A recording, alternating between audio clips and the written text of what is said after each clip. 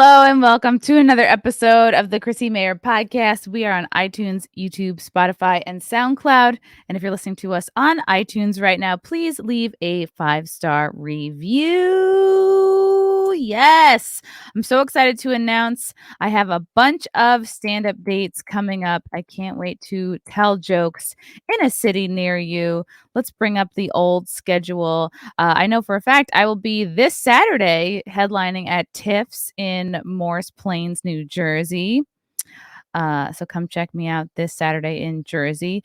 Then I'm heading to MegaCon in Orlando, Saturday, May 21st, with a couple of the other girls from SimpCast, Brittany, Venti, and Anna, that Star Wars girl. So that'll be super fun. And if you're a nerd and you'll be there already, we'd love to meet you. We're doing a panel Saturday at 6. Then I'm going to be in St. Louis Wednesday, May 25th, headlining the Helium Comedy Club out there. Then I'm heading to Illinois to the Vixen in MCHENRY Friday, May 27th. Then we're doing a couple of SimpCast live show in Chicago, 7:30 and 10 o'clock at Reggie's in Chicago on Saturday, May 28th. Then I'm going to be in Austin, September 8th at the Cap City Comedy Club, and Philly, Wednesday, September 14th at the Helium out there in Philly. Can't wait to see you guys there. For tickets, head to my website, ChrissieMayr.com. So exciting. Again, my t-shirts are for sale on flagranttriggers.com. Let me bring up that site so you guys can see. The very popular Mayor shirt is there, of course. Wow, look, it's me. And the old rooting for Putin shirt. I don't understand it. I don't really understand what's going on in Ukraine or Russia. I just know that the people telling me to simp for the Ukraine are not really people I necessarily trust. So hence the Rootin' for Putin t-shirt. Get it on flagranttriggers.com. The price includes shipping. They're super soft. I got more designs coming out soon, so stay tuned. Guys, I am so excited to have these girls on the podcast today. I feel like our spheres have been overlapping for months now, and I'm so happy our schedules all worked out. I'm so excited to bring to you today Miriam and Amy Jo, also known as the Chicks on the Right. They are authors, podcasters, they do it all, and they're here today. Hello, and your names are very confusing. It's good. It's to keep me on my toes. Yes, we are women of many names. You could just call us Daisy and Mock or Hey You or whatever. Oh, good. Hey You. I respond to Hey You as well. Yeah. Right. Or combine I respond to like, hey, bitch. Yeah, we do too. We actually get that a lot. And worse. Quite a bit. Oh, We've gotten the C word. We've gotten all sorts of words over the past however many years we've been doing this. Yeah, we've gotten all the words, Chrissy. Mm-hmm. And you have Mr. DeSantis behind you. I do. I have a little bit of a crush. I don't know if you've heard. How can you not? How can you not have a crush? I know. Yeah. I know. You know why, Chrissy? Yeah. It's because of these. It's because he's got these. I was like, is that garlic? Is that garlic? No, I thought it was garlic in like a little kitchen, like a netting. These are balls.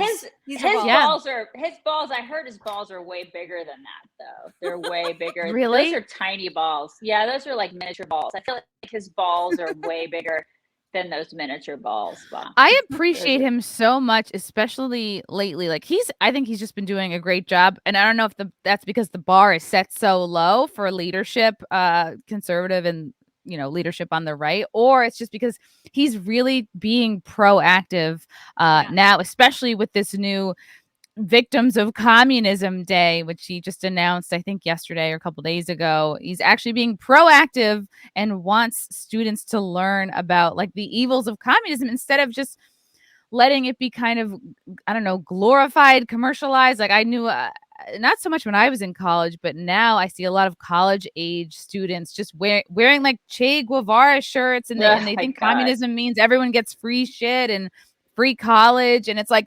every young dumb person wants free stuff, and that's when they try to recruit you for this shit, is when you're young and dumb and you haven't worked for a living yet. Right. And you don't realize that you're eventually going to be the person to pay for the free shit. Yeah, and when like, you're young, hey, yeah, right, you'll never think it'll be you when you're young because you're like, oh, I've always had these parents that pay for all this pesky stuff. So I guess I want to know, Miriam, when did your crush with Ron DeSantis start? Was it just over his policies or his boyish good looks or both? Well, I mean, I would have to say it started as soon as the photos of him in his uniform were released. So What uniform? Hold on. the military uniform when he was a SEAL. Hello, you've not seen that? How have Girl. these? Oh my God! Right. Hello, Daddy. Okay, he does. I'm gonna bring these up. Normally, I don't do I just bring up whatever I Google because I learned that the hard way. Sometimes you get a little sneaky extra photo come in. But look at this. What is it about a man who can wear a white uniform that turns me on? Maybe it's just like, oh wow, there's no stains on it, and that's just enough. I mean, that's how it started. But honestly, it was when he actually started leading ahead of any other Republican governor in the country. When he started getting out in front of every issue, I feel like that for me was like a year and a half ago. I mean, it was so he made a name for himself so quickly and then just took charge of the conversation. And now I feel like so many other governors are just sort of following him in line, which they should, because he's doing absolutely everything right. Do you think, like they're following him? It's almost like, not that they didn't have the idea, or do you think it takes somebody to lead and set an example? I mean, surely his ideas must be ideas that Republican leadership across the country have had. It just takes him to be the first guy to do it, and then it's not as much of a risk, I guess, for other leaders to be like, oh yeah, we'll do that too. A lot of them aren't doing it though. A lot of them are not doing it. Like you would think that they would take the risk and do it, but there's so many Republicans that we see across the country that are they're completely ballless and they're not doing it. They're total wusses and they're acting like Democrats. So you'd think that they would, at least copy him because they can take the easy way and copy him, but a lot of them aren't, which is so disheartening. And so we're disappointed in so many. I mean, I speak for myself. I'm disappointed in so many across the country who are, just copy the guy for crying out loud. And they don't even do that. Yeah. If you could name like a couple that are like particularly disappointing that you feel like it would be easy for them to follow in, both of you. I live in Indiana, and our governor, whose wedding Amy Jo and I were in. Okay, Ooh. So we've had a long relationship. A complete disappointment as governor, and I hate to say that, but it's fact. And I've asked the question. She's asked the question. We've asked each other the question: why would he not just copy DeSantis? Why would he not just take the blueprint and go? But he's absolutely behaved like a Democrat on basically every issue. So I don't get it. Where did she go? She dipped out. She'll be back. I'm sure there she is. There she is. I'm having internet issues this morning too. No, I got out. It wasn't me. I had to get out because something was funky with the audio. I just couldn't hear her for a second. So I knew if I rebooted, I'd be okay. I'm sorry. Sorry about that, you guys. It's okay. You didn't miss anything. We were just talking about how we're disappointed in Indiana. Governor Holcomb is yeah. I got that part. Yeah. What do you think they are afraid of, the Republican leaders that don't step up and follow DeSantis's example? What do you think they are afraid of, or who do you think they are afraid of? Like, what is the worst that could happen at this point? Like, what could possibly be the downside? Like, I'm just trying to think, like, get in the mind of these men and women who lead, who aren't taking DeSantis's example. Like, what do they think is going to happen? What's so terrible about following him? I thought maybe a lot of these people get into political office and we have these high hopes for them, right? And then they get into what we call the hot tub. And it gets really comfortable in that hot tub and they start getting back rubs from lobbyists and like people who, I don't know, if they get, when I say back rubs, do they get money? Do they get favors? Do they get I don't know what they get in return. I don't know what the comfort is for them, but they seem to lose their backbone. They seem to lose their hunger to make a difference and do the things that they said they were going to do for their constituents. And so they change. I mean, they really change when they get into office, because, you know, some of these people we knew personally when they got in, they're not the same people when they get into office. And you're like, wait a second, you said you're going to do X, Y, Z, and then you get in there and it's like, you're awfully comfortable being a Democrat when you were a Republican like 5 minutes ago. So what the hell is that? You know? So it is really disheartening. I don't know why they don't fulfill their promises, because it can be done. Because if you look at somebody like a Mitch Daniels, for instance, he was Indiana governor and he did the things. He actually did the things he said he was going to do. He did them well. So it can was be he the done. former? Yeah. Was he the former governor before this one took office? Before Pence. So Okay. Right. Mitch Daniels and then Mike Pence until he was tapped for VP, and then Eric. Okay. Yeah. Oh, wow. Yeah. That's Now he's exciting when you're like, well, we president knew these people personally. I'm like, ooh. Yeah. I wonder if mean, it has that- something we to were do like- with the yeah. fact that there's like some need that they have. And I don't know. I mean, I'm totally speculating, but I wonder if they have a need to just play in the entire sandbox and they don't want to alienate anyone. Right. So then they just kind of hover in what they think is the middle, not realizing that they were elected because we wanted them to do the things that we wanted them to do, conservative things. And then they get there and they're like, oh, but we don't want to make this group of people mad. And we want to try to please everybody. And you can't. You have to take a stand and have integrity. And that's what DeSantis, I think, has shown more than anybody else. Right. Which is why a lot of people hate DeSantis, right? I mean, there are people that hate DeSantis for the same reasons that people hated Trump, only DeSantis doesn't tweet, you know? Right. Right. Somebody's kept his Twitter off of his phone, and Right. maybe he doesn't drink. I don't know. Whatever he's doing, Exactly. he's doing it right.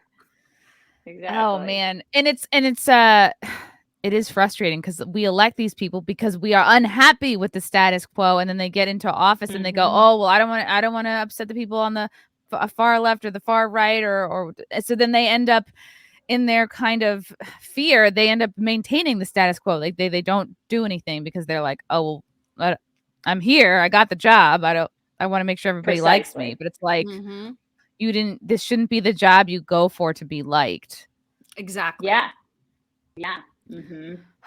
It's nerve-wracking. Yeah. You're not Obama. You Come on. Right. And for the people that don't like DeSantis, I mean, if it just What's move wrong out with of them? Florida. And like, also, what could you possibly, he's not even doing anything that's crazy. I think if he were in office, like, I don't know, in the 90s, no one would like think that he was being all that crazy, you know, before racism, all the way in the 90s. Right.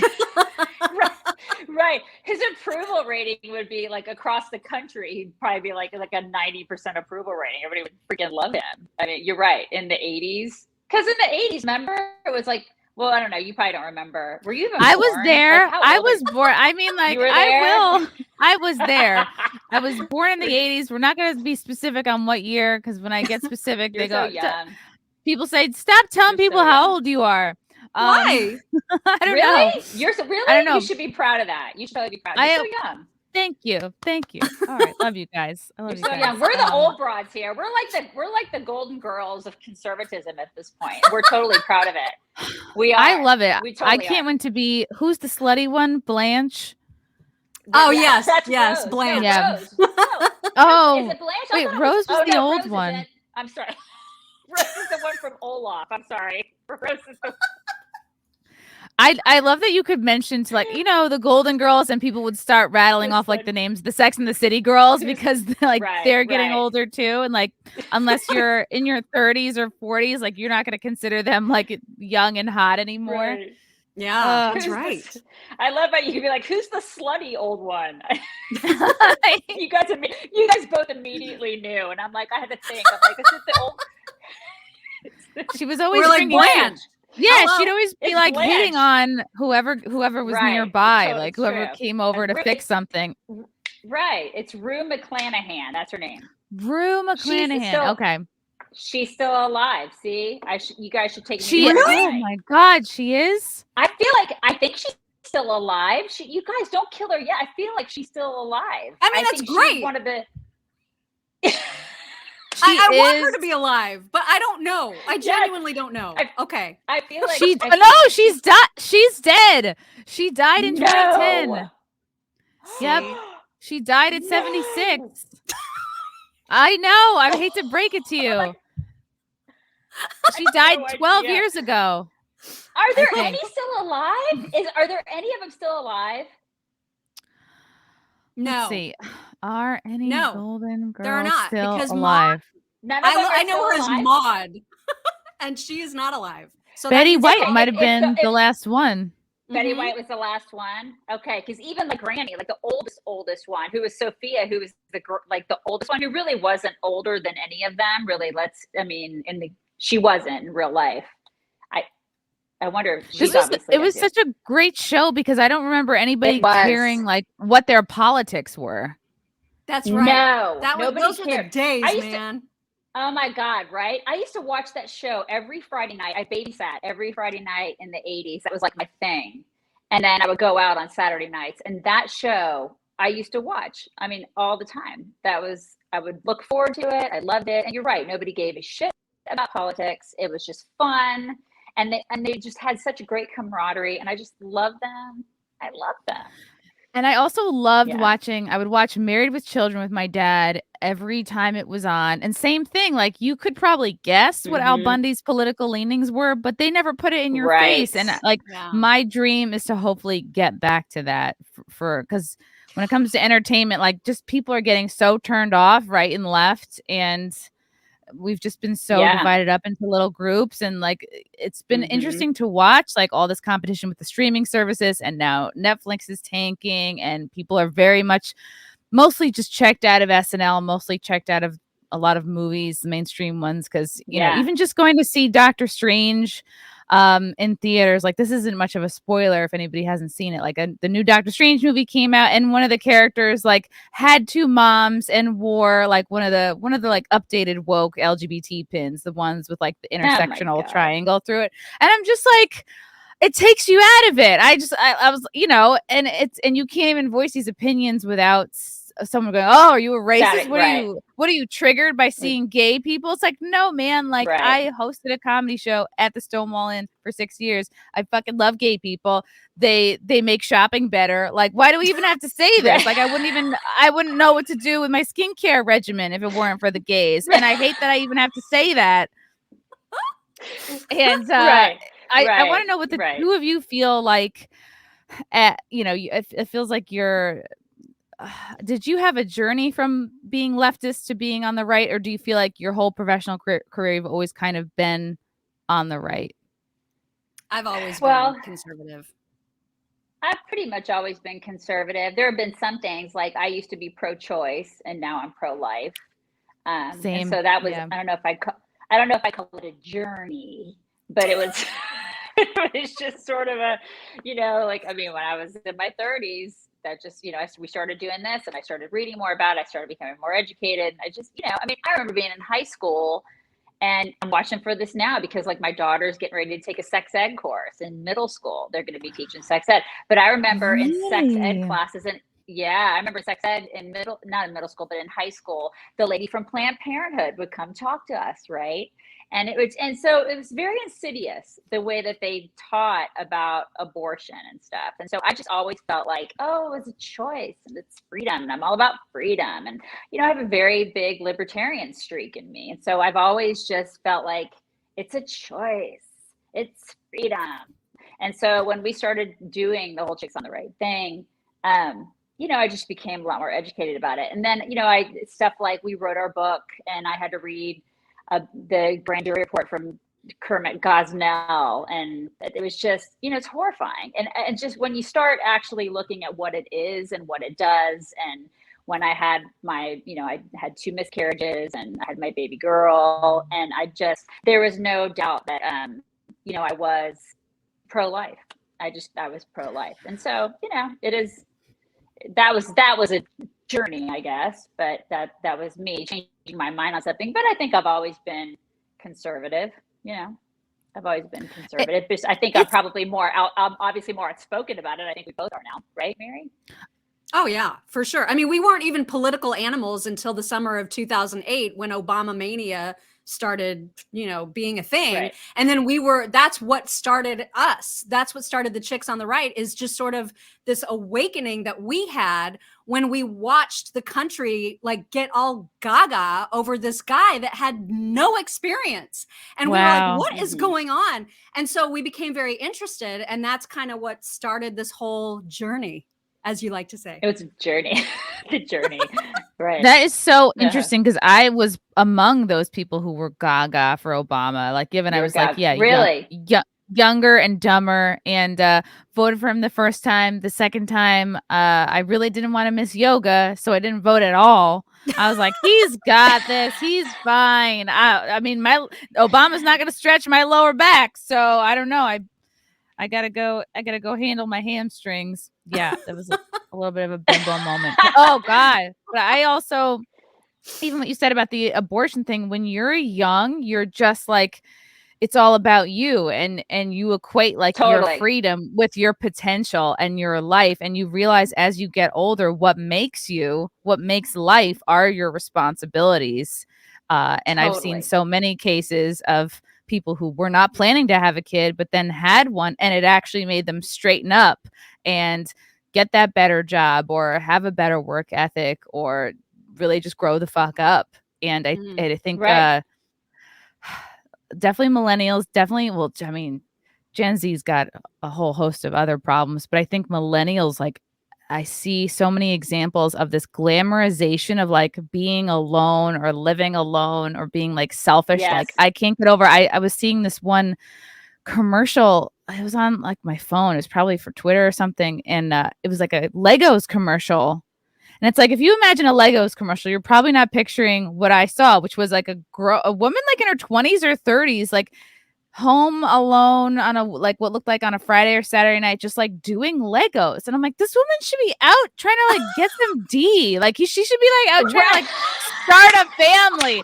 D at the very least, but not like trying to meet a nice guy, start a family. And I'm like, she's home alone doing Legos. Am I about to see a cat walk by? Like, I was so sad for her. And I was like, these are the messages that they're giving like women around my age, like older and younger. And it's just like this, like, oh, this girl, you do you, don't settle, treat yourself. But like, in a sense, some of that is good. But I just feel like everything I see around me is like teaching women to be selfish, and that is the key to happiness. Mm-hmm. Yeah, that's absolutely okay. True.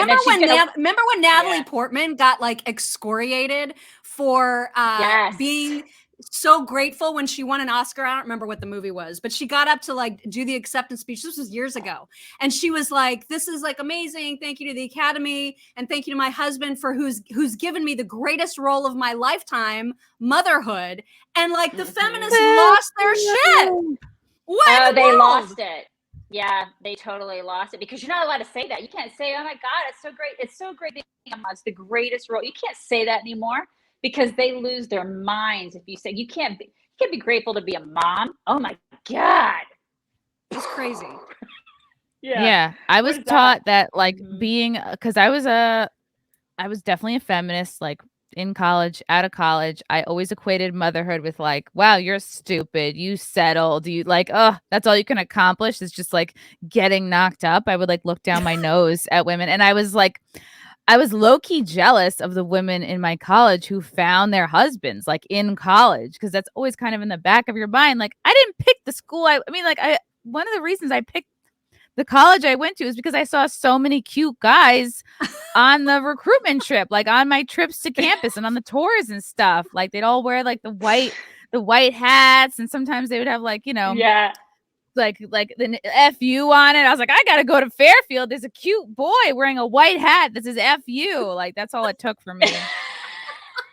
So to like, you go into college wanting to like meet a guy or like maybe date one, and then I came out of college like hating men, and like just kind of with like a thick skin of like angst and anger, and like, thank God I didn't go to college, I don't know, 10 years later or something, like but it took my whole 20s to like turn myself around. It was like the freaking Titanic, just through like living and failing, and you're like, oh, I do need a man. I do need to get this air conditioner in, and I can't do it by myself. Like I can't put furniture together by myself.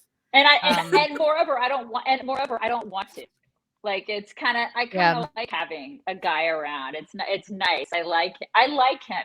It's good company. I like it, and I like having friends, and I like doing this. And it's like, now you're absolutely right about the whole notion of the alone Lego woman with her cat.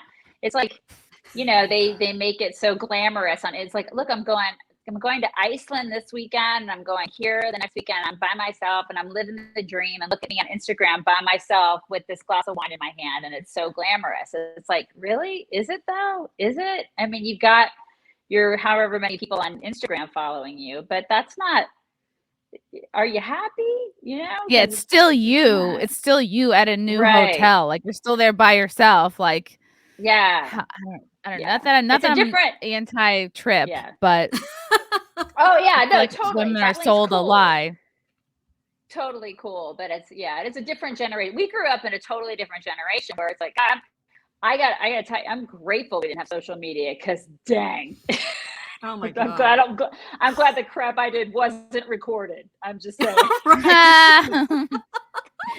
It's sad. We're fortunate. We didn't have to go through that. I mean, I look at my daughter now, it's 12. I have a 32-year-old, a 27-year-old, and a 12-year-old. And the older ones came out unscathed. Thank God. They're my stepkids, the two older ones. And then my youngest one, my 12-year-old, I'm like, don't do anything ever on social. Don't write anything in text messages. I know that, Miriam does the same thing with her son who's in high school. Like, don't have anything out there, because it could all come back to haunt you because of cancel culture and everything. And like she even said the other day in one of our podcasts, she was like, even if you're friends with these people now, you could say something or tell a dirty joke or whatever, and these people could come back in 10 years and ruin you. And the fact that we even have to say that to our kids is terrifying. It's just, and they don't get it. They don't, it's not something that, because how teenagers think they're invincible anyway. So they cannot process something that far out as a possibility. Like my kid's friends now, he is convinced they're going to be the same group of friends until they die. And I'm like, I hope that's true, but you can't count on it. You can't, because you just don't know who's going to screenshot what. And you might think you're making a joke that's totally inappropriate to a group that you can trust. And 10 years from now, just like Amy Jo said, 10 years from now, you may not trust them. They may have some vendetta against you, and they can ruin you in the culture that we're in right now. It's freaking whack.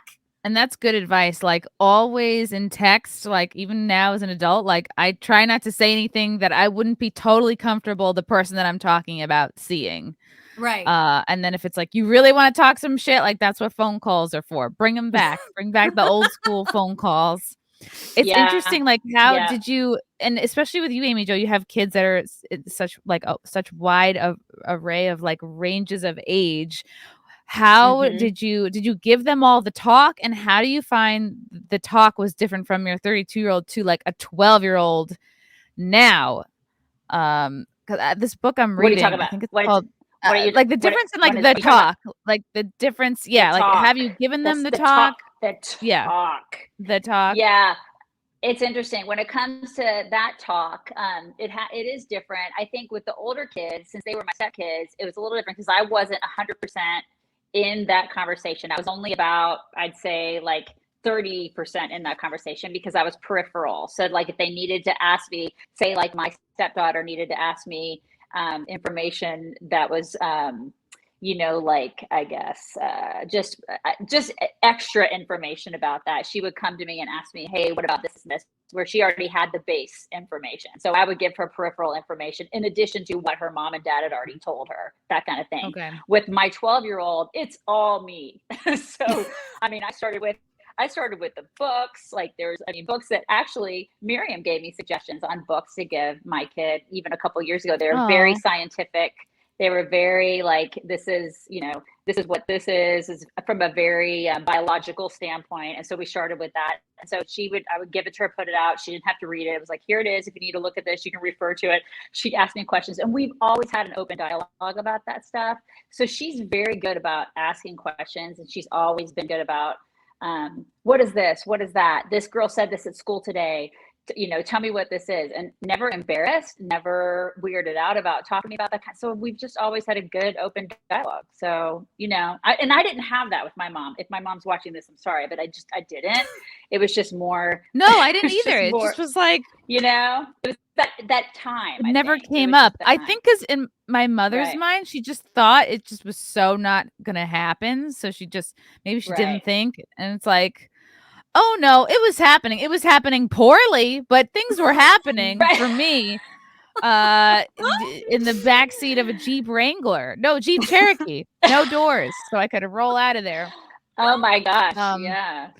But it's hard. Now I think it's like, how do you figure out like what age to talk to your kids about that? Like, do you look for signs of curiosity, or do you just go, nope, they're 11, it's time, or whatever age? I started pretty young, and I didn't say this is how it happens, but I just put the book out. You know what I mean? It's like I just put the information there, and I'm like, if she's curious, she's going to go to the book first, and it's like the book that Miriam recommended. I can't remember the name of the book, Mary. Do you remember what it is? Where did I come from? There it is. That's the name of the book. And I put that book out, and I remember my husband being like, oh my God, there's pictures in there. Like, what are you doing? I mean, they're drawings. They're like cartoon drawings. Right. There's cartoon drawings. And because he's like, I think there's a penis in there, Amy.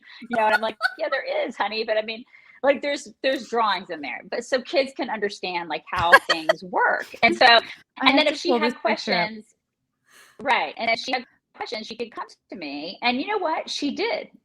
And it worked. And it was brilliant because I felt like that just opened it up where, I don't think that's from that book unless they've updated it's not? Okay. I was going to say, this is great. I mean, maybe. It's been a long time since I shared it with my kids. I don't remember seeing that. I don't remember seeing that. Okay, no. All right, that'll be in my nightmares tonight. But that is totally a nightmare. But it was just one of those things where she was able to then the door was open and she was like, all right, I can talk to my mom about this if I need to ask her a question. And you know what? She did. Like now she feels like she can. And usually our conversations happen in the car on the way to school because we have a half hour to discuss things and then a half hour because we have a half hour drive to school. And there's nowhere to go. You know what I mean? Like nowhere to go. Right. Nowhere to go. Can't roll down the window. That's where and that's where we talk about that. We talk about girl problems. We talk about if anything. She's not interested like in the whole dating. I mean, she's 12. You know what I mean? She's talking to me about how other girls are interested in boys. They're talking. She's more into right now swimming and grades. That's what she's into. But it's right. That's what she's into. She's pretty focused. But a lot of her girlfriends are like, oh, this boy's cute and blah. But I'm like, God, just please be 12 for a while, for crying out loud. But the thing is, they're interested really early, Chrissy. I mean, these girls are younger and younger when they're doing this stuff. You got to talk to them young about this crap. And they're like, I mean, girls are calling each other whores in middle school. They call each other names. And she asked me the other day, she was like, Mommy, what is a hoe? She asked me, what is a hoe? And I said, okay, do you really want to know what a hoe is? And I said, faux show. Did you say faux show? I said, a hoe short for a whore. This is what a whore is. And so I explained to her what it is. I said, that's not cool. You don't call other girls that. It's not okay, And so, but this is the thing. They don't know what it means. They're just calling each other these names in school. They don't. And I've noticed my boyfriend has an 11-year-old and he'll, I see him like every other week and he'll say, oh, well, like the words you can't say among him and his group of friends, like you can't say the word daddy, like just random words. And you're like, okay, if you use your imagination, you could see like how they get there. But I think there's so much confusion going on at that age. And I definitely see like this kid is very good and he's not, and he's not going to get, he doesn't seem to be, interested in that stuff yet either. I think I'm reading this book now. It's called like Irreversible Damage. And it's about why the trans trend affects girls more disproportionately than boys. And it used to be like prior to 2012, they said there was like almost no literature about girls suffering from gender. God, I always fuck it up. If it's gender dysmorphia or gender dysphoria. I think it's dysphoria. Okay. Dysphoria. Mm-hmm. But only really in the last 10 years, it's switched more to girls. And they're explaining like just how heavy a hand social media has in all of this because it's really hitting girls at a time where like they're so awkward in their bodies, they're going through changes. It's all these, you know, likes, and it ups your social currency, I guess, to come out as trans. Amy, do any of your younger girl, like, are any of her friends talking about being trans? Is that a thing that's discussed at all, or does it seem like an interesting option? I ask her that quite a bit. I ask her about I've asked her a little bit about the gay thing and the trans thing, and she's told me that she hasn't seen much of that. She hasn't. Now I know that with our oldest girl, I know that she has a stepson, and her stepson's I think he's 16. I know that in his school in Dallas there is quite a bit of that. So he's a little bit older. And I think that it's a trend. I mean, it's a lot trendier now for kids to do that. And like you said, it ups their social currency. You know, we celebrate it. We tend to do that in the media, and you know, I mean, look at what we do. Like look at Nickelodeon. If you look, because we have Nickelodeon on every once in a while in our house. I mean, we'll find like Cartoon Network and things like that. But if you look at like Nickelodeon and these channels that kids watch, like Disney, for example, which, you know, everybody poo-pooed the past couple months. You know, Disney sucks. I hate Disney. But I mean, all those big corporations, they celebrate it. I mean, they're like, they put weeks on about, and they have all these like celebrate Pride Week and everything, and like they make it so these kids are special, and like they've done something wonderful because of that. It's like, wait, shouldn't we be celebrating like somebody who achieves something that has something other than sexuality, you know, to celebrate? Like, I don't understand why we're celebrating this, because what kids will do is they'll be like, oh, wait, I get to be celebrated if I say that I'm bi or I'm trans or whatever, because I want to be celebrated. I want a parade. I want, you know, people to think that I'm cool. And this is, of course, kids are going to do it more. You know, hello. It's gotten to the point, I don't know if you've noticed this, but like, because it is such a social media driven phenomenon, this trend, to be LGBTQ plus IA, whatever all the letters are, but it's become so ridiculous that now even the TikToks, for example, or the reels or whatever of people who genuinely suffer from an actual mental disorder or mental condition, Tourette syndrome. There are now kids who are convincing themselves that they have Tourette's because of all the attention that the people who genuinely suffer from it are getting. Like, it's I've so heard of fucked this. up. The TikTok ticks, right? They were saying. Yes. Yeah. TikTok Tourette's. Oh my God. It's crazy. It's nuts. Yeah, it's crazy. It's absolutely nuts. Mm-hmm. But that's what shows you that it is a trend. I mean, that's more proof positive that this is not something that is just a new phenomenon that all of a sudden we're starting to see all these cases. This is legit people that are just convincing themselves they have something that they don't. I'm going to play a little clip in case anybody has no clue what we're talking about. This is a little bit of, I hope this is the right TikTok of this girl. I guess she's convinced herself through watching. Oh my God. Tourette's influencers? Is that the right title? That she has Tourette syndrome, which is a neurological disorder, which means it affects my brain, and it causes me to make involuntary movements and sounds known as tics. But who knows if they have it or don't? What is her tic? She's height? Is that what she does? Well, they're vocal tics or physical tics. I mean, people that actually suffer from Tourette's usually cuss a lot uncontrollably, but they also get those physical tics. That was when we would. I would just say. That's what I when would we do. would like I would make fun of people back in the day. We'd make fun of people who have Tourette's. Yeah, we'd always be like cursing. Right. Where's your line combination? That's a bit of a deep question. Oof. Beans. Oh my God, there is one person who has Tourette's that says beans a lot. Run a bean. Oh my God. So crazy. Beans. Okay. Oof. Bean. It's almost like it's like your friends exist on the internet, and if it's something is funny and gets likes, you feel like, wow, this is an inside joke among friends, and then you start doing it, and that has transferred to behaviors. Because we all repeat like dumb jokes that we have among friends, whether it's a catchphrase or a word or whatever. And since kids are more isolated now than they were when we were all growing up, it's like they believe that, oh, I have these friends on the internet that I have to mimic.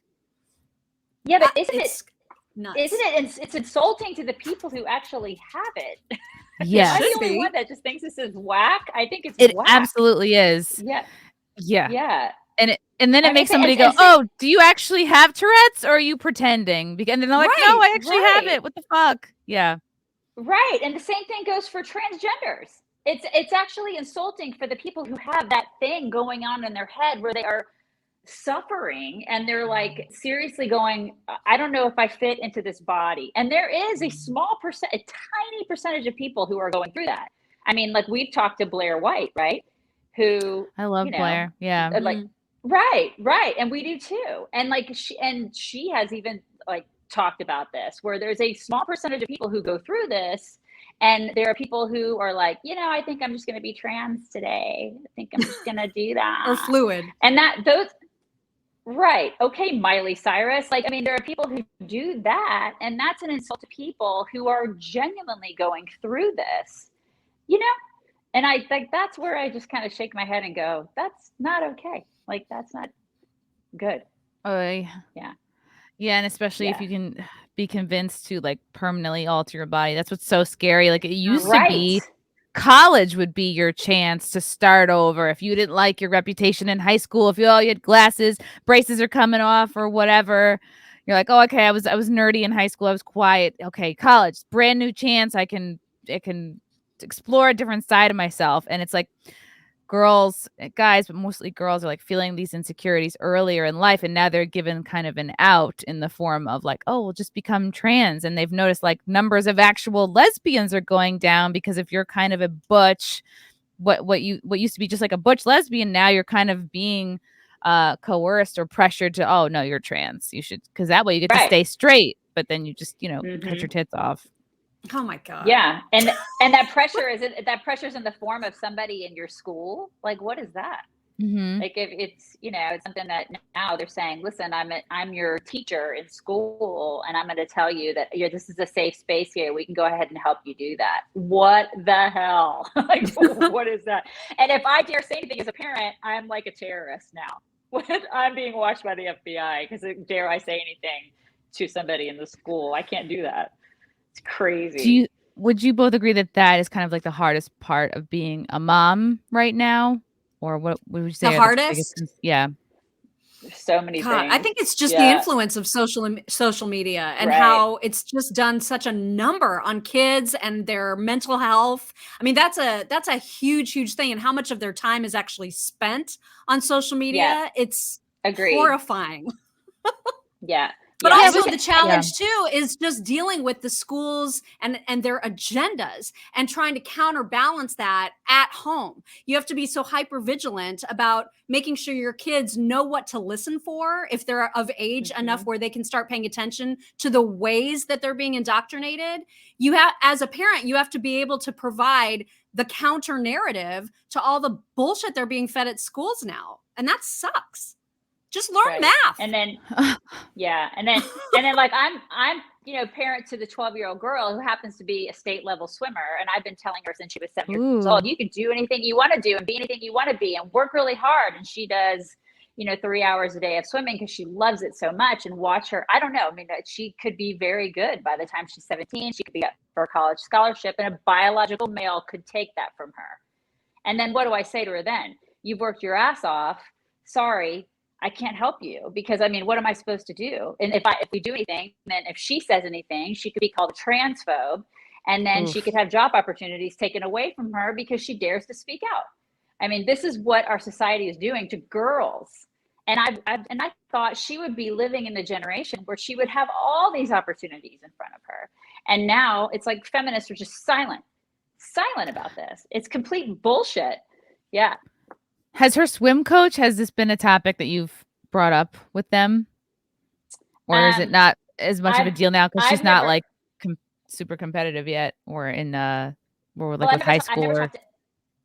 I've never talked to the coach about it, but I've definitely talked to other moms about it. And even moms who are, I mean, there's a couple who I know who are liberals who are definitely, I mean, they don't like it either. So, I mean, it's not something that is just it's not even just a conservative, because I think when you can say it's just a conservative issue, but I think when it hits home and it affects your kid, then you start thinking differently and you're like, yikes, this is not okay, because, you know, this affects my kid and it affects my daughter too. And one day this could take away a scholarship from her. This could affect her emotionally too.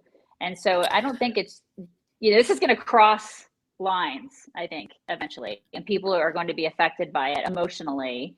And, you know, liberals, they vote a lot of times based on their feels. And this can be an emotional issue for them. It's definitely going to affect people's feels because it affects, you know, their daughter and their daughters from an emotional standpoint, as well as, you know, from just a sports aspect. And so I think that, you know, we're going to see some people really pissed off moms and dads. And what's the lesson there for the kids? Like, you could work your ass off and it doesn't matter because a woke issue will prevail. Or maybe it teaches them, like, doesn't matter how good you are, because someone will come along and there'll be a loophole that can be taken advantage of. So really, maybe the thing is to cheat your way to get something. Biological boys win. Biological boys always win. That's what girls are learning. It's not okay. Yeah.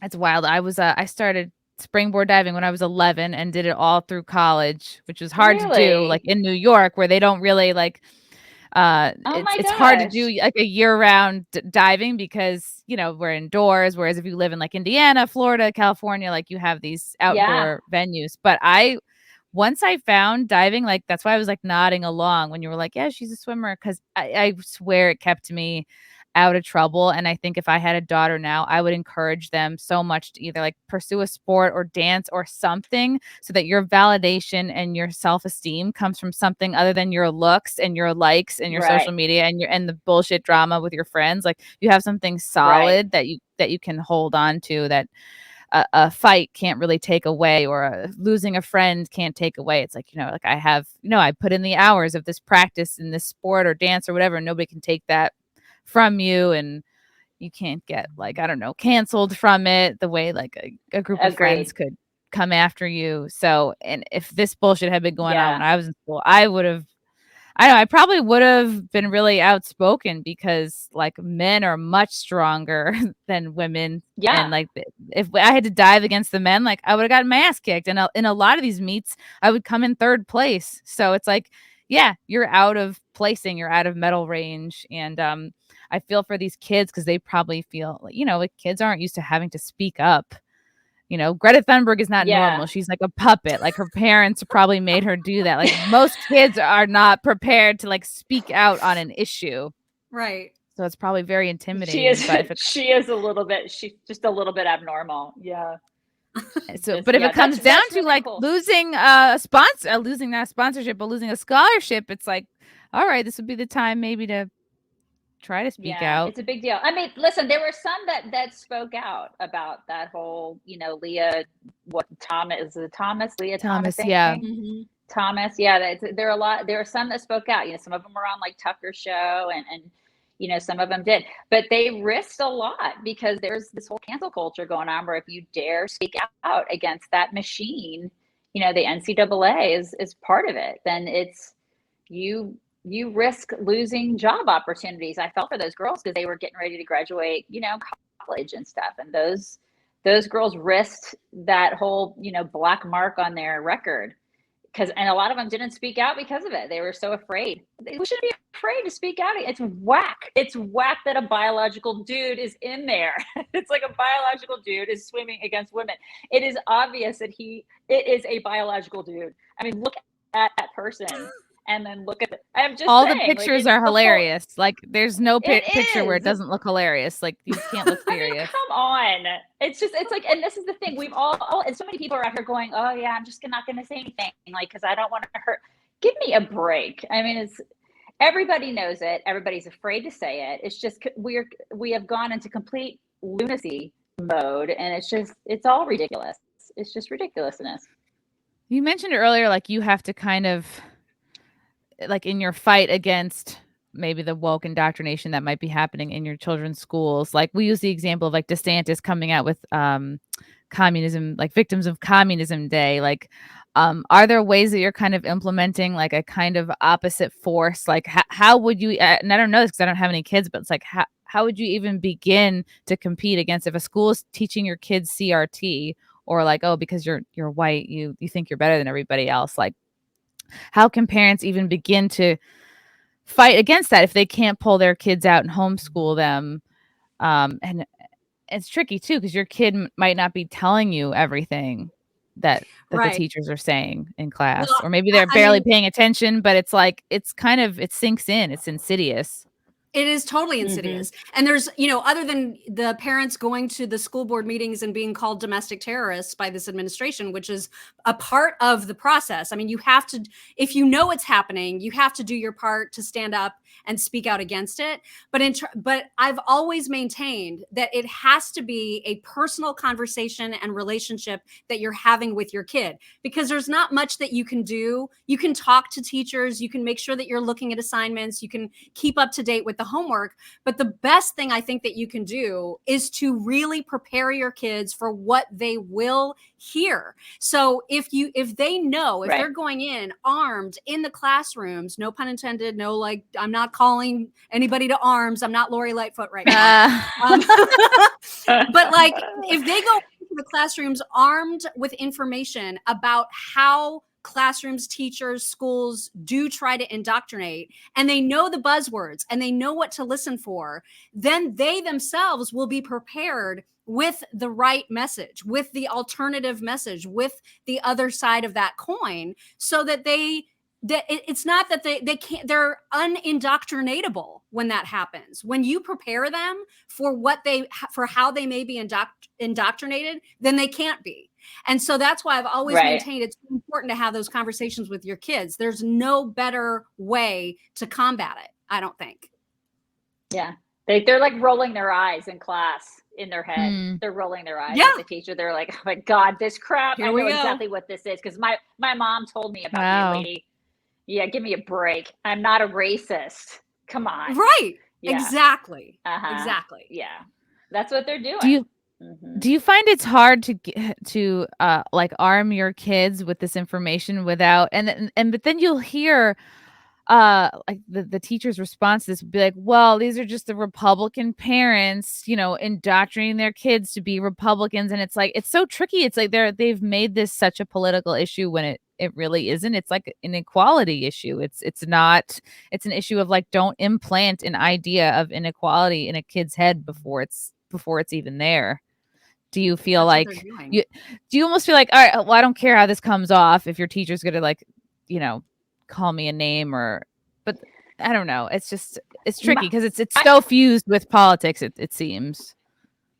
I always tell my daughter, I'm like, you know what, your teachers, God bless them. I mean, I'd say most of them are great. There's going to be some that really suck. The ones that suck are there not to teach the subject.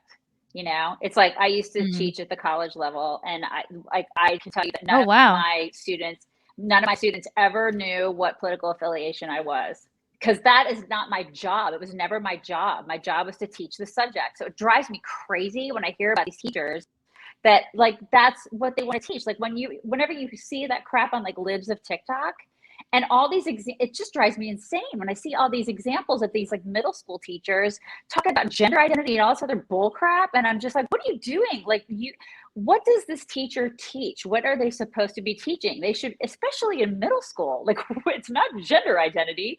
You should be teaching something like English or history or math or science. And what is it? And you're not doing it. And we're giving you a salary, and you're not doing what you're supposed to be doing. And if you were in the private sector, you'd be fired. So do your job. Like, what is it? And so I tell my daughter, like, they're supposed to be teaching you a subject. So if they veer off and they're not teaching you what that subject is, they're not doing their job well. And so You should be like cognizant of that. And a fun trick, that's it. A fun trick is if you ask your kid about midway through a school year, tell me about your teachers. Tell me what you think of your teachers and where they stand. Are they Republican or Democrat? Democrat. Mm-hmm. And if they know, though, that's not good. I mean, that's not okay. Not good. That's not the way it's supposed to be. Either way. Wow. Whether it's Republican or Democrat, you shouldn't know. You shouldn't know what their political affiliation is. No. I'm like, because my sister's a history teacher, and it's like, oh, is it possible to teach? But then I didn't know the political leanings of any of my history any of my history teachers, or really any of my teachers growing up. Like, I think back to high school, and I'm like, I didn't really know. Like, no, the art teacher was probably on the liberal side, but probably like a regular '90s liberal, not like a crazy liberal like now. Mm-hmm. That's a good question. Like, if you know, if it's halfway through the year and you know their political affiliation, like they've gone too far. Right. And I guess Amy Jo, what did you like? I look. I'm sorry. What I teach? Oh, what did you? I taught writing in an engineering department at IUPUI. Oh, wow. It's Indiana University, Purdue University in Indianapolis. I did that for 7 years. Like technical writing or technical and business writing I taught, and I loved it. I really love teaching. And you know what's funny is that I don't know if it's funny, but I'd never be able to do that again. Like, I don't think anybody would ever hire me ever again because of what I do now with Miriam. Like, say we stopped doing this in 10 years and I wanted to go back and teach, no college would ever hire me again because I'm a conservative. You know what I mean? Like, you might get hired at Hillsdale. Maybe at Hillsdale. But I only have a master's. I don't have a PhD. I mean, I only have a master's, but I was an adjunct professor. And so I would teach, because I did 25 years of business and technical medical writing in the world. And so I had a lot of experience doing that. And so I was an asset to that organization because I could teach them because I did it. I mean, I actually did it. Plus I had a master's. So I loved it. I loved teaching. I really loved it. I loved being in the classroom. It was probably one of my favorite things I've ever done besides this, besides what we do. And I think to myself, God, I can never do it again because they wouldn't hire me. And that sucks because, there's so much bias and there's so much bias in education now. You might be able to get hired, but you'd have to start a TikTok account, get a neck tattoo, dye your hair green. You'd have to get a few more piercings, and you could be like, I had to leave the right. You'd have to come out with this whole statement how you were a prisoner of the right wing. Right. It's a great idea. It'll be like, I was brainwashed. Like, because it's all projection. It's like all the shit they do. Mm-hmm. How did the two of you find each other? Oh my God, I love that. You got to start the story, Mary. Well, it was just such a crazy, serendipitous, weird story. But I used to work back before we did this. I was a recruiter for a small consulting firm, and I ended up phone interviewing her in the summer of 2007. And then it didn't work out at the time. But then fast forward a year, and I found that a friend that was in my wedding was actually a friend of my husband's who was in our wedding from Georgia, which is where my husband grew up in Atlanta. I found out that he was friends with her on Facebook, and I only recognized her name because she hyphenated it on Facebook, and it was like unusual enough that I remembered talking to somebody with that name. And so when I asked him how he knew this chick in Indianapolis, he was like, oh, well, your husband does too, because we grew up with her. And long story short, turns out she grew up with my husband in Atlanta, about 8 houses away from each other. And we ended up meeting not because of that, which was super weird. And then I hired her, and then we became instant best friends, and sort of the rest is history. Right. That's how we met. So then we go to lunch every single day. And then, right around the time that Obama was elected, we just started talking one day, and I'm like, you know what? We talk about this politics stuff a lot, which is really weird because neither one of us is really political, and you're a great writer and I write. We should start a website and just talk about politics, like in a non-wonky way, because we talk about the stuff like two chicks talking over chips and salsa. Let's do it. It'll be fun. Like, our parents may read it. Ha. And then we did it. And people actually read our website. Oh my God. Like, that was really weird. And so here we are today. Like, it just sort of snowballed and became this thing because we were very diligent about it. And we loved it. And then here we are. Yeah. And so we're, yeah. That Here's your happened. book. Get it on Yeah, we have Amazon. a Right for a reason, got life, liberty, and a crap that. load of common sense. That's Are you it. guys working on That's it. any plans for a new book or No. any like? I mean, this No. you're That was doing a pretty lot here with the grueling. podcast. Yeah, Well, that It was one hard. book was It's pretty. hard to write a It book. was hard. It is hard. It was it hard. looks Yeah, so hard. yeah. It It's is. hard It's hard to read a book, so I can't imagine. I have a hard time Well, completing a book. Yeah. Well, I mean, a lot of people have their books ghost written, and we're like, we did that ourselves, and that was freaking hard. We don't want to do that again. Yeah. Oh my gosh! Wow, It that's was so neat. So hard. now you Yeah. both did you start out living in the same town? Did I miss that? Like you were always did. always We like, were- lived in the same area? Yeah. Okay. We were both in India. We were actually on the radio together for 7 years. We did local radio in Indianapolis. Loved it. It was great. And then I got the Texas bug, moved here to Texas. She's going to move to South Carolina in a couple of years, and then we do the Radio America thing. We do our own podcast with Radio America. We started that like 3 years ago when we were on the radio, and I was like, I could probably move to Texas. We can still do it, and we still have the podcast. Oh. And then the podcast has taken off, and we've done really well with the podcast. So now we just do it full time. So we're super That's excited awesome. about that. That we're it's very fortunate that that's done well. So. And we're going to keep doing it until we're golden girls. Until you're all both Blanches. That's right. Right. You mentioned it was Totally. 2008. It was the Obama administration that really made you kind of be a little bit more vocal.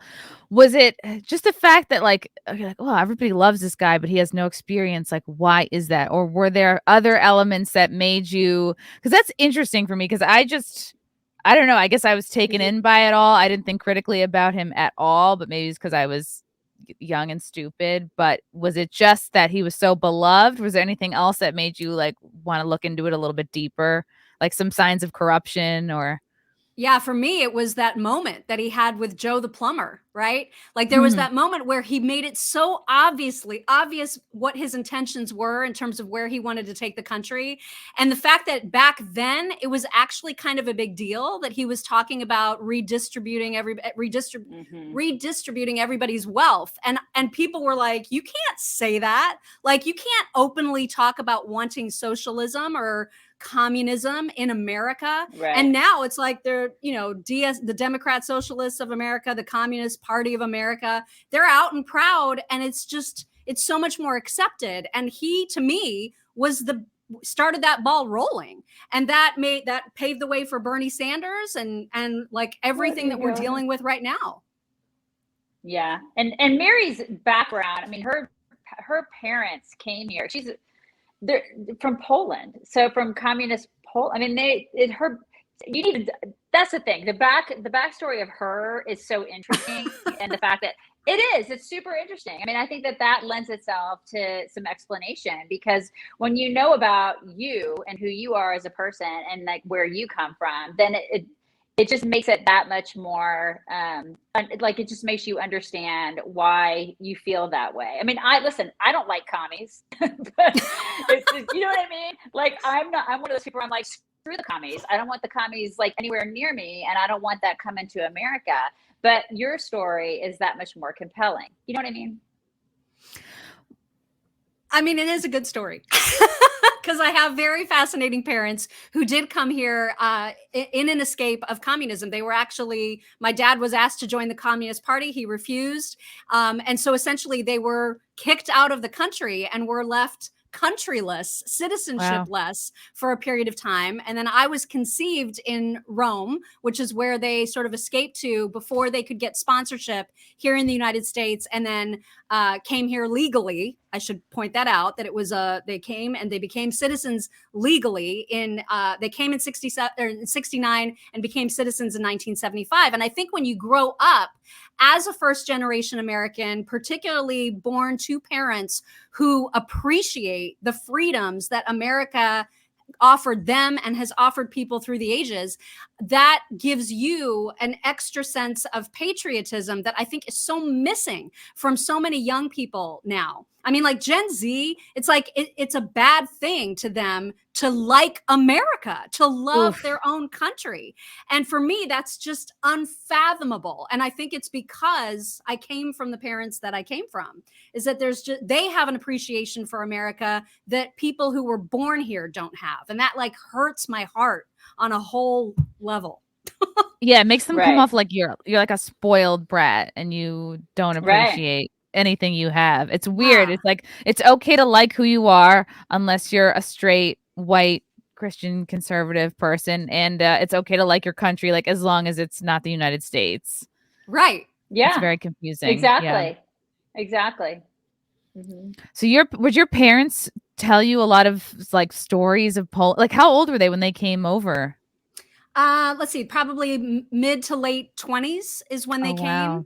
So, yeah, I mean, it's funny. There was one Christmas back in, I think it was like 2012, 2013, something like that, that for my Christmas gift for me and my sister, my mom had spent an entire year writing down her life story and the story of how they came and the story of what they experienced up until the moment that they made the choice to leave.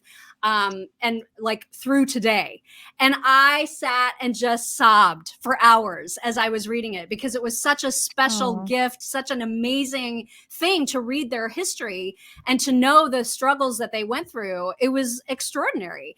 And so at some point, I just saw somebody ask me the other day, they were like, you know, because my mom was just here for Mother's Day and she was part of our video the other morning. And someone was saying, you should get your mom to tell her story. And I thought that would be really, really cool if I could get her to somehow condense it into like a blog size post, right? Where then I could share her story in her own words. I would love to do that. So now I just have to convince her. Just tell her, have her do a TikTok and she can just do this and then point to the words. People do the whole yes in their little right totally. I can just see oh my god 80-year-old mother doing that, like doing the whole she's like a little communism bird person. She's bad. so tiny, so teeny. That would be so fantastic. And just call it this is how you do, you ungrateful punks. Just like get them. I mean, these kids, man. It's just it is a remarkable story. It really is. It is. Wow, I'll try that's to really share great. It as much as I can. I'll try to convince her to share it in a more bite-sized way. In a danceable form. Could you be a little bit more clippable, Mom? Thanks. God, really? 30 seconds or less. Can we see this in under 240 characters? Thanks. Right. You know, your life story of struggle and success. Yeah. I'm just imagining your mom like finding out she got pregnant in Rome and she's like, well, when in Rome. Well, I was definitely not planned. I can tell you that. I was an unwelcome surprise. So really? Oh yeah. Yeah. And in fact, part of her story includes, you know, the story about considering aborting me. Like that's part of her history. Wow. Yeah. I mean, like she went through some times. So I'm glad she didn't make that choice. Yeah. I'm glad she didn't make that choice either. That would be terrible. Yeah, you'd be doing this all alone, Amy Jo. I wouldn't be doing it. I'd be a really boring medical writer and like adjunct professor. And how boring would that life be? Oh God. You'd be hiding, right now, Chrissy. You'd have to be hiding your politics. Right? How boring. Yeah. Oh, I'd be my so goodness. So stifled. What do you guys think of all the Roe v. Wade drama going on right now? To me, it seems like the brainwashed masses get triggered basically over nothing, and then they're out with a sign before they even know what's going on. And if you break it down, it's like, hasn't it always kind of been up to states' rights? And like the brainwashed, you know, people with the pussy hats are like, oh, we want automatic free abortions and it should be. But to me, it just seems very stupid. And it's like, why are they out protesting? Like they don't even fully know what they're protesting. And at the same time, like as a gun, you can't express your gun rights depending on what state you're in or do a concealed carry. Like sometimes you have to go out of state to buy a gun or move out of state to get your concealed carry. So I don't understand why people don't see it's the same. Like if you really must have an abortion, it's not the craziest thing to have to travel to. It shouldn't be the easiest thing to get. And these people come off sounding like I saw somebody sign like forced pregnancy is enslavement. It's like these people are like no one and the cases of rape are so small. I'm sick of hearing that argument. Like it's such a small percentage that are rapes. It's like no one's forcing you to go out and have unprotected sex. And I think it's just a symptom of this culture of like taking zero responsibility for your life. Bingo. Totally. That's you hit it the nail on the head. Plus, I think this is completely calculated by this administration because they suck at every single thing that they've done.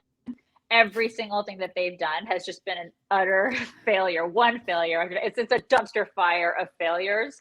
And so now they're like, God, they get in the room. They're like, you guys, we suck so hard. So what should we do? Like, okay, you know what? Abortion. Everybody freaks out about abortion. We can like carry this through. It's like, we're going to go into a total rage spiral like we did in 2020. Wow. And go. And then this is what it do. does. Like, it feels like they're putting in an old mixtape and hitting play. I'm like, right. This feels like this feels like jock jams. You know, it's like, it's gonna be. I've heard these songs before. Yeah, it's gonna be oh my God, jock jams. I actually like jock jams. Like, be nice about jock jams. Y'all ready for this? Everybody tootsie roll. Yeah, it's gonna be. Yeah, tootsie roll. I gotta get jock jams in my intro somehow. Seriously. I know, totally. So it's gonna be like 2020, the summer 2020 all over again. It's gonna be just like a rage. It's all we're gonna hear about during the entire summer. It's gonna be. I feel like how could people? I feel like I'm the only one sometimes that can like can everybody not see like they do this? It's so calculated, and then the liberals are shrieking and screaming, and they're doing. It's like on cue. Can everybody? It's on cue. Yeah, it's just this is so planned and methodical and calculated, and it's like stop it. You're just trying to like put this in front of everybody so we can't see all your other failures. It's like, and then meanwhile, I just paid $80 for a tank of gas yesterday, and I'm pissed off about that still. Boy. $80.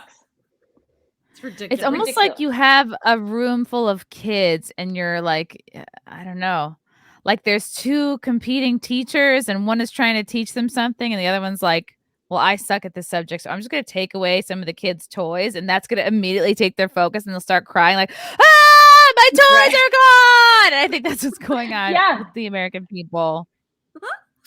It's so true. And you know, the other thing is it's shown their true colors. It's exposed so much of how radical they are about the abortion issue. Mm-hmm. I mean, now when you get Joe Biden or Jen Psaki or whoever in the administration, when they get asked directly, are you condoning abortions up until the moment of birth, when a child is literally peeking out of the vaginal canal? Are you okay with abortion? And they will not answer the freaking question. It's unbelievable to me. And so now they won't even contemplate, they won't even consider the fact that most Americans, by and large, agree that there should be some restrictions on abortion. Even if you're a pro-choicer, most Americans believe there should be some restrictions. And now the Biden administration has gone so far to the left that they look like absolute barbarians. That's what's happened with this whole thing. Yeah. Are they so afraid to lose any part of their base by saying, you know, if your kid is coming out full term, of course that would be insane you're murdering a fully grown child at that point. Right. It's really nuts. Mm-hmm. Yeah, I mean, because it used to be, let's get real. It used to be safe, legal, and rare, and now you cannot deny. I mean, I know Geraldo Rivera will say that this is not the case, but now it's, you know, they shout their abortion. It's like they're proud of it. They're excited about it. It's, you know, they got women who are just like, I'm gonna abort my baby. Let's have a party. Woo! It's like it's gross. These people are gross. There used to be some shame to it. We wrote about that in our book. We wrote about how there needs to be some shame that is returned to the notion of abortion. It's like, like, why are we celebrating it? It's nothing to say. Why are you celebrating this? I don't believe anyone is truly proud of it. Like, I knew a couple girls in high school who got them, and it's like nobody, as much as you front, like nobody is proud or happy if they've had to gone through that. But it's just like they can kid themselves and like pretend it's okay when really it's like, I'm sure there's I don't see how it can't haunt you the rest of your life. And then you take into consideration like our we're not even at replacement birth rates at this point. So, but if you're stuck in that selfish, my freedom, or I'm too broke, or there's no way I can get help to have this kid or put it up for adoption, you're stuck in that bubble. Like, you're not going to be thinking about like your country's, birth rate or, continuing your family legacy. You're just going to be, not that I don't have sympathy for people who, terminated pregnancy because they feel like they can't afford it. That's how I felt for years. I was like, oh, I'm nowhere near being able to afford to have a kid, because I was so afraid of that, because I always remembered my parents complaining about how much everything costs growing up, and I was just like, oh, I can't. I had the biggest fear of like having kids and not making enough money. Like, even still, I feel like, oh God, well now I'm at the point where like I got to figure it out soon, or else dust is gonna come out down there. But I can tell you, kids are expensive no matter what. Even if you, especially now, no matter right, they're expensive no matter what. I think a lot of because I have millennial kids and then I have a Gen Zer, but even my millennial kids, they don't have kids yet. But I feel like they're waiting because of the economy. I don't know if that's the only reason, but they're waiting for whatever reason. But I think to myself, there's never a good time. There's just never a good time to have a kid. There isn't. My mom used to always tell me that too. Because I had my biological daughter at age 39. I mean, I didn't have her until I was a lot older. But I remember she used to always tell me that in my 20s and early 30s. She's like, there's never a good time because, I mean, you're always going to be freaking expensive, She's like, especially if you have girls. Your life is never going to be like perfect. Oh God, yeah. Just never. Just put horse blinders on when you walk past a Sephora. Just be like, nothing to see there. Like, don't even go into Sephora. But it's true. Yeah. Your life. But you're right. Your life is never going to be perfect. I think that's the point. That's a good way of putting it. It just will never be. So there's that. I got a couple of super chats for No Use for Pants. Love you, chicks. Balls. Balls. Balls. I gotta get a pair of those balls. That people I thought were garlic earlier. We get all sorts of balls people send us. Do you have the ones that hang underneath your car? I've seen those. We have them in pink and black. Really? Is this merch I can get from your site or something? It's not from our site. Those are gifts. Okay. We need to start. That's a great idea, though. You have amazing fans. Them. Please start selling some balls. Yeah, it would be on brand. We need to start selling the really good pink balls. Yeah, definitely pink, and they could be like reusable, like like the ice cubes that like never melt except they're balls, and you put them in white wine or something. Love that idea. And drinks, like cocktail ice cubes, but they're balls. The balls that never end. That's what we should call them. Endless that balls. That would be great. Endless balls. From Uncle Bones. Chrissy, I am so late, but I have my DVR set and will tune in. So happy for you. Tell Gutfeld I say hi. He may pretend he doesn't know me, lol. Oh, that is from, I was on Gutfeld last night. I saw you didn't get nearly enough talk time. Oh, you was tricky, and I'm gonna do a little stream later. I had some jokes that I did that were cut out, and like they did some editing, and I don't know if it's because they thought my jokes were too spicy or just for timing. But like I was like, because we recorded it at around like 6 or 7 o'clock, and then it comes out at 11. And I made a joke about they were talking about Stacey Abrams and the new press secretary for Obama. For Biden, it was like there's a clip of her calling Fox News racist for like years, and they're like, now she's going to be in the position to talking to these racist Fox News reporters at these press conferences. And I think they were like, like these. The topic was like the Democrats were thinking that the Republicans stole an election or something. And I had this joke where I was like, if the Democrats are missing votes, why don't they look in that gap between Stacey Abrams' teeth? They cut that out.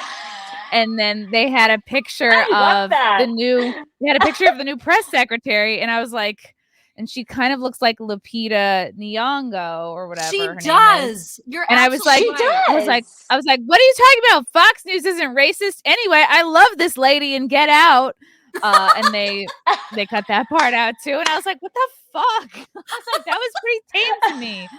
Like I had one that I didn't even do. I was like, oh really? Like I was like, Democrats, saying that that Republicans stole an election. That's like the pot calling the kettle a diversity hire or something like that. And oh man, that didn't make it.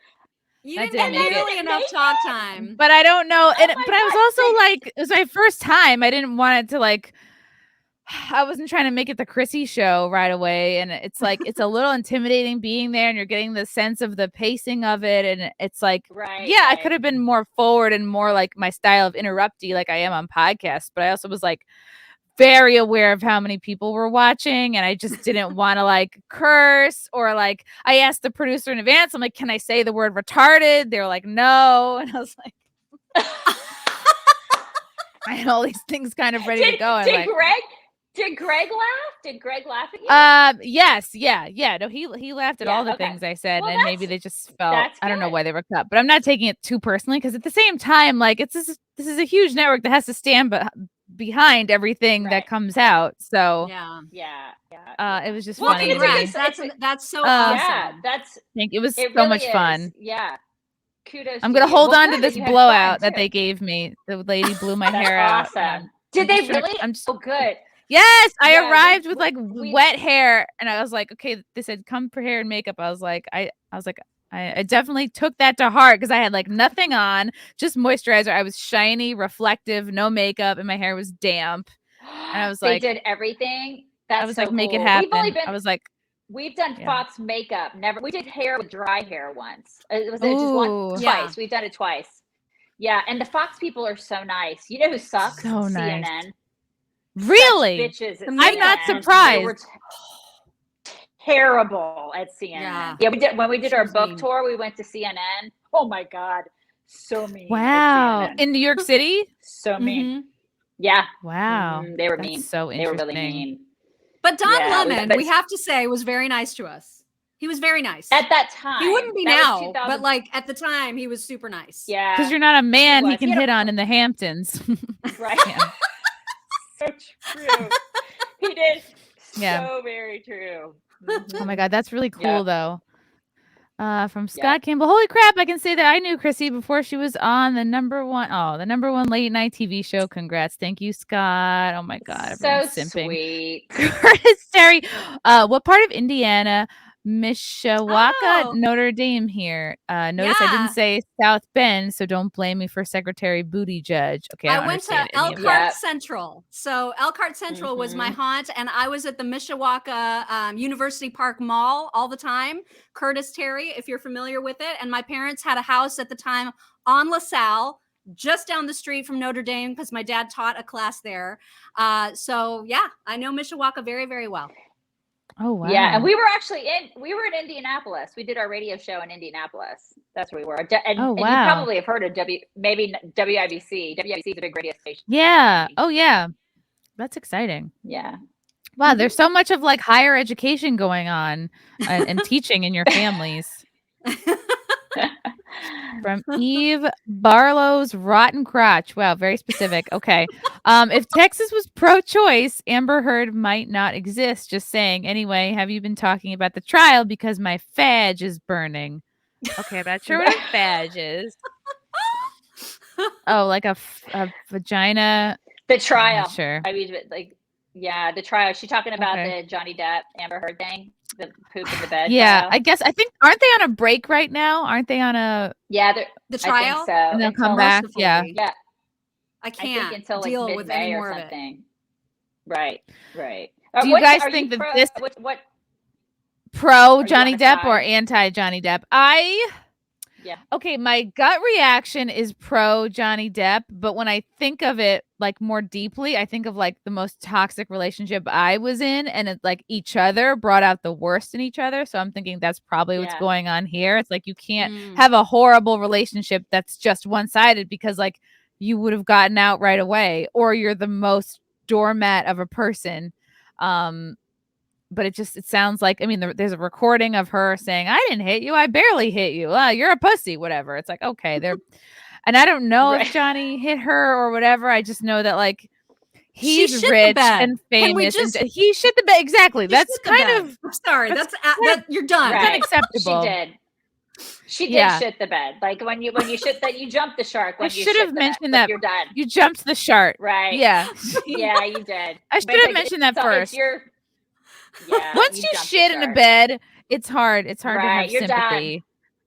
And then my third thought is, much like your idea of like the Roe v. Wade thing was planted as a big distraction. I'm like, okay, is that what this is as well? It's like a big, it's like Inquirer style tabloid trial, many weeks long. Right.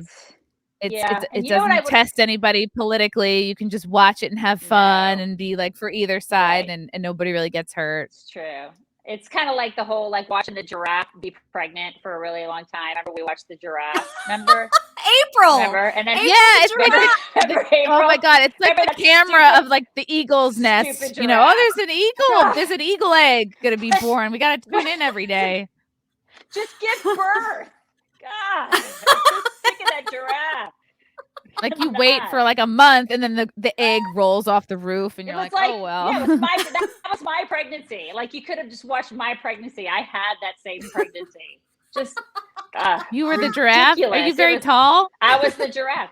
I mean, I was a little tall, but I was pregnant for like 14,000 years. It was ridiculous. No. I was pregnant forever. Yeah, it was ridiculous. Which actually is really interesting because we balanced each other out. Since I can never carry a pregnancy to term, I have had 2 preemies, and she was very extended. I feel like together we had a normal pregnancy.